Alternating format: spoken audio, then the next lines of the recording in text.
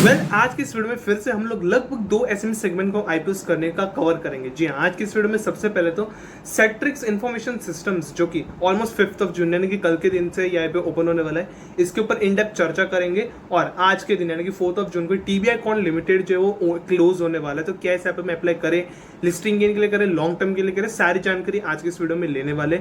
कितने इसके सब्सक्रिप्शन है, कितने इसका जीएमपी है, सारी चर्चा आज की इस वीडियो में करेंगे। लेकिन वो होगा हमारा दूसरा सेगमेंट। इस वीडियो के पहले सेगमेंट में हम नजर डालेंगे सेट्रिक इंफॉर्मेशन लिमिटेड, जो कि कल के दिन से यहाँ पे ओपन होने वाला है। ये कंपनी करती क्या है, इस कंपनी की डिटेल्स क्या है, इस कंपनी के फाइनेंशियल्स कैसे, सारी जानकारी आज की इस वीडियो में लेंगे। लेकिन सबसे पहले इस कंपनी की वेबसाइट पर चलेंगे और नजर डालेंगे कि आखिर ये कंपनी ओवरऑल करती क्या है। तो बेसिकली इस कंपनी की वेबसाइट से और इस कंपनी के नाम से ही पता चल रहा है कि ये जो कंपनी है वो सिक्योरिटी सॉल्यूशंस प्रोवाइड करवाती है। बेसिकली साइबर सिक्योरिटी के जितने भी सॉल्यूशंस होते हैं वो एक कंपनी प्रोवाइड करवाता है। अगर आप चाहते हो इस कंपनी की डेफिनेटली वेबसाइट जो विजिट कर सकते हो। इस वेबसाइट की जो लिंक है आपको डिस्क्रिप्शन कमेंट बॉक्स में दे दी जाएगी, तो अगर आप चाहो तो डेफिनेटली विजिट कर सकते हो। और बेसिकली जो कंपनी है वो साइबर सिक्योरिटी में अपने जो क्लाइंट्स है उसको बेसिकली जो साइबर सिक्योरिटी से रिलेटेड जितने भी सिक्योरिटी सॉल्यूशंस होते हैं वो कंपनी प्रोवाइड कर रहा है। अगर हम इस कंपनी के ओईएम्स पे नजर डालेंगे तो IBM, मैकफ्री, फिर ESET जैसे बहुत सारे बड़ी बड़ी जो कंपनीज है, बहुत सारी बड़ी बड़ी जो ओईएम्स है वो इस कंपनी के क्लाइंट्स है। और पार्टनर्स में भी देख लेंगे तो ओमान, USA, श्रीलंका, इंडिया में और इंडिया के बाहर के बहुत सारे जो क्लाइंट्स हैं वो इस कंपनी के पास मौजूद है। तो कहने का अगर हम देखेंगे तो वैसे ओवरऑल कंपनी में काफी ठीक ठाक से नजर आ रही है। अब आगे बढ़ेंगे और इस कंपनी के फाइनेंशियल्स एंड उस सब के ऊपर भी नजर डालेंगे। तो छोटा सा इंट्रो उसके बाद शुरू करते हैं इस आईपीओ के ऊपर इन डेप्थ चर्चा। So let's begin.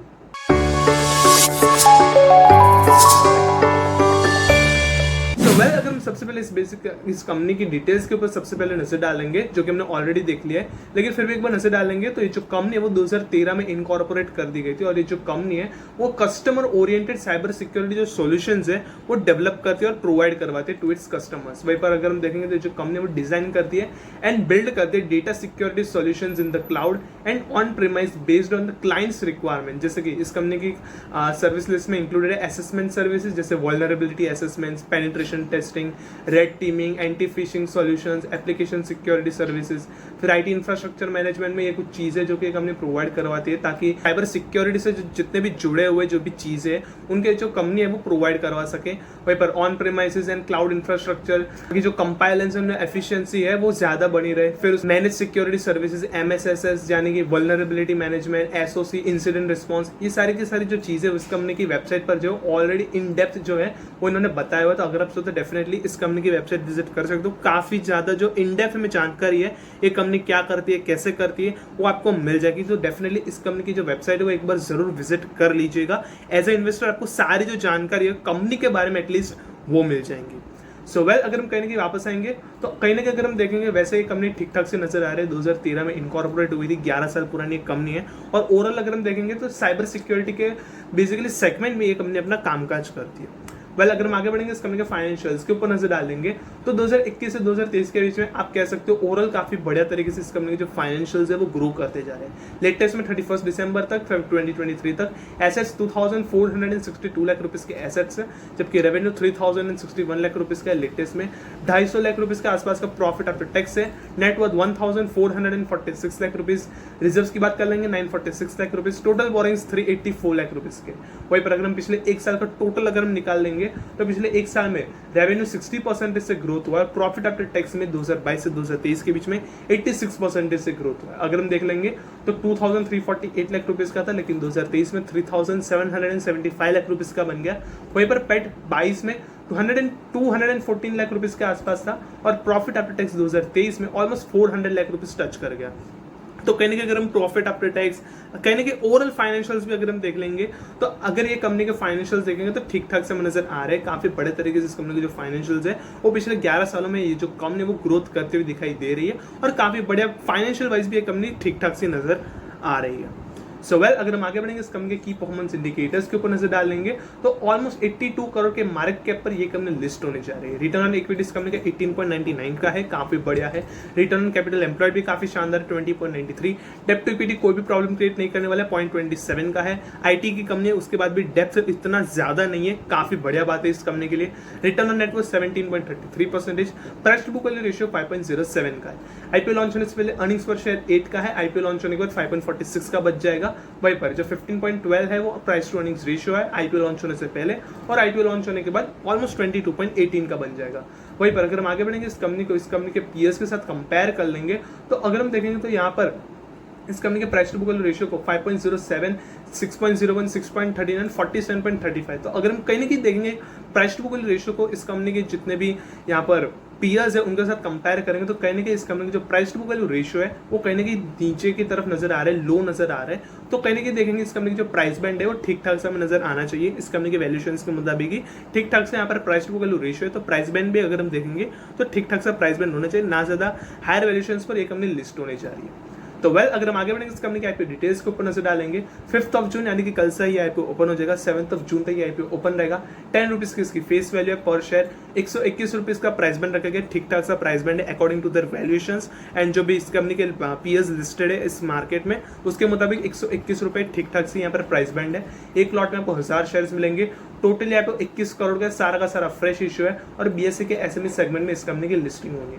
अलॉटमेंट्स 10 जून को मिल जाएंगे। रिफंड ऑफ शेयर्स आपके डिमैट अकाउंट में क्रेडिट होंगे 11 जून को, और 12 जून को इस कंपनी की लिस्टिंग होनी है। और पर लॉट साइज की बात कर लेंगे, एक लॉट में इन्वेस्ट करने के लिए 1,21,000 रुपीज इन्वेस्ट करने पड़ेंगे, और एचएनए कैटेगरी में इन्वेस्ट करने के लिए 2,42,000 रुपीज इन्वेस्ट करने पड़ेंगे। प्रॉपर होल्डिंग में आईपीओ लॉन्च होने से पहले 100% के, आईपीओ लॉन्च होने के बाद कितनी रह जाएगी वो अभी तक कंपनी के द्वारा डिस्क्लोज नहीं किया गया।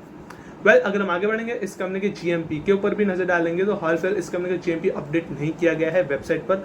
3 जून के मुताबिक अभी तक इस कंपनी का जो जीएमपी है वो अपडेट नहीं किया गया। तो कहीं अगर आप देखेंगे तो ओवरऑल ये कंपनी ठीक ठाक से नजर आ रही है। साइबर सिक्योरिटी की कंपनी है, 11 साल पुरानी एक कंपनी है। अगर हम ओवरऑल देखेंगे काफी बड़े जो OEMs है वो इस कंपनी के क्लाइंट्स है। तो कहने के अगर हम वैसे देखेंगे तो काफी बड़े इस कंपनी के क्लाइंट्स मौजूद है। IBM हो गया, फिर मैकफ्री हो गया, फिर बहुत सारे जो कंपनी जो कि IT से जुड़ी हुई है, IT सिक्योरिटी सॉल्यूशन से जुड़ी हुई है, वो इस कंपनी के क्लाइंट है। तो कहने के अगर हम देखेंगे तो वैसे तो कंपनी ठीक ठाक सी नजर आ रही है। Company detail wise financial wise भी कंपनी काफी सही नजर आ रही है। अब इस कंपनी का डे 1, डे 2, डे 3 कैसा बीतता है, इस कंपनी के सब्सक्रिप्शन कितना आते हैं, जीएमपी कितना रहता है, इस कंपनी की फाइनल स्ट्रेटेजी क्या होनी चाहिए, लिस्टिंग की स्ट्रेटेजी क्या होनी चाहिए, ये सारी जो जानकारी है आपको एक ही चैनल, इसी चैनल पर मिल जाएगी। तो बस अभी से इस वीडियो को लाइक कर दीजिएगा और फटाफट से चैनल को सब्सक्राइब कर लीजिएगा, ताकि ऐसी ज्यादा वीडियोस की जो जानकारी है वो सबसे पहले आपको मिल जाए नोटिफिकेशन से माध्यम से। अब कहीं ना कहीं आगे बढ़ेंगे और इस वीडियो के दूसरे सेगमेंट पर नजर डालेंगे, जो कि टीबीआई कॉन लिमिटेड। आज इस आईपीओ में अप्लाई करने का आखिरी दिन है, तो क्या इस आईपीओ में अप्लाई करना चाहिए या नहीं, लिस्टिंग गेन के लिए करें, लॉन्ग टर्म के लिए, इसका जवाब आज की इस वीडियो में आपको मिलने वाला है। तो सबसे पहले एंकर कैटेगरी पे नजर डालेंगे। तो anchor category total 4 anchor investors ने एंकर कैटेगरी में इन्वेस्ट किया है। वहीं पर सब्सक्रिप्शंस के ऊपर नजर डालेंगे। एंकर कैटेगरी 1 टाइम से सब्सक्राइब हो चुका है, मार्केट मेकर 1 टाइम से। क्यूआईबी कैटेगरी उतना कुछ खास रिस्पॉन्स रहा नहीं, पूरा आधा भी यहाँ पर आप नहीं कह सकते, आधा भी सब्सक्राइब नहीं हुआ है, 0.23 टाइम्स सब्सक्राइब हुआ है क्यूआईबी। हाँ, एनआई कैटेगरी और रिटेल कैटेगरी द्वारा शानदार रिस्पॉन्स देखा गया, 48 times, and retail category 239 times से सब्सक्राइब हुआ है। टोटल आईपीओ 55 टाइम्स से सब्सक्राइब हो चुके हैं। वहीं पर इस कंपनी के डे 1 और डे 2 के मुताबिक भी देख लेंगे, तो पहले दिन पर 0.2 से क्यूआईबी आई थी और डे 2 पर ऑलमोस्ट 0.23 टाइम्स। तो डे 3 पर आप एक्सपेक्टेशंस रख सकते हो कि जो क्यूआईबी कैटेगरी हो ऑलमोस्ट 0.50 तो जंप कर जाए, यहाँ तक कि 1 times fully subscribe QIB category हो सकती है। और टोटल है जो आईपीओ है वो ट्रिपल फिगर्स यानी कि 100% से भी ज्यादा के जो सब्सक्रिप्शन है वो ला सकता है कहीं ना कहीं। वहीं पर इस कंपनी के जीएमपी के ऊपर नजर डालेंगे, तो इस कंपनी का जीएमपी हाल ऑलमोस्ट 84 रुपीज का चलता हुआ नजर आ रहा है। 3 जून को 178 रुपीज की इस कंपनी की एस्टिमेटेड लिस्टिंग प्राइस है। 89% के लिस्टिंग आपको इस आईपीओ में नजर आ सकते हैं। अगर हम कहीं ना कहीं देखेंगे तो टीबीआई कॉन लिमिटेड ठीक ठाक सी कंपनी हमें नजर आ रही है। ओवरऑल एग्रीकल्चर साइड की कंपनी है। जितने भी कॉर्न से रिलेटेड जितने भी प्रोडक्ट्स है वो एक कंपनी मैन्युफैक्चर करती है और साथ ही साथ सेल्स भी करती है। यहाँ पर काफी सारे इस कंपनी के जो सर्टिफिकेशन है वो भी मिले। 2000 में कंपनी इनकॉर्पोरेट हुई है। वहीं पर इस कंपनी के फाइनेंशियल्स भी काफी तगड़े नजर आ रहे हैं। 39% से पिछले साल में रेवेन्यू ग्रोथ हुआ और ऑलमोस्ट 1400 टाइम से प्रॉफिट आफ्टर टैक्स बढ़ा है। तो कहने की जो कंपनी वो काफी शानदार नजर आ रही है। लिस्टिंग गेन के लिए, लॉन्ग टर्म के लिए भी डेफिनेटली चाहो तो लिस्टिंग गेन के लिए अप्लाई करके निकल सकते हो इस आईपीओ से, और लॉन्ग टर्म के लिए चाहो तो डेफिनेटली लॉन्ग टर्म के लिए होल्ड भी कर सकते हो इस आईपीओ को। कोई भी चिंताजनक बात नहीं है, काफी बढ़िया ये आईपीओ, काफी बढ़िया ये कंपनी है टू इन्वेस्ट। कहने की आशा करते कि इस वीडियो में दी गई मतलब से जानकारी सारे के सारे इन दोनों के दोनों आईपीओ के ऊपर कहने की आपको पसंद आ गई, और ऐसे रेगुलर वीडियो अपडेट्स के लिए इस वीडियो को लाइक और चैनल को सब्सक्राइब कर लीजिए, ताकि ऐसे ज्यादा वीडियोस की जो जानकारी है वो आपको रेगुलरली हमारी तरफ से मिलते रहे और आप एक भी अपडेट्स हमारी तरफ से एटलीस्ट मिस ना करें। मिलते हैं कल ऐसे ही मजेदार से अगले वीडियो में।